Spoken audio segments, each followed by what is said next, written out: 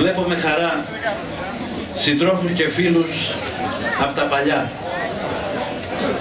που μαζί έχουμε χαρεί, έχουμε πικραθεί, αλλά έχουμε δεθεί με κοινούς αγώνες, αλλά και νέους ανθρώπους, νέα παιδιά με πάθος και αισιοδοξία, αλλά και με διάθεση να προσφέρουν και να αγωνιστούν για τις κοινές μας αξίες.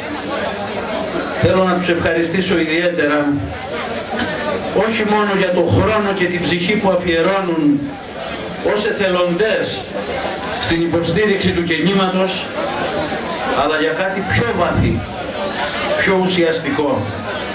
Για αυτό που οδήγησε τον Παπανδρέου και όλους μας να πάρουμε αυτή την απόφαση να μην δεχτούμε κανένα συμβιβασμό.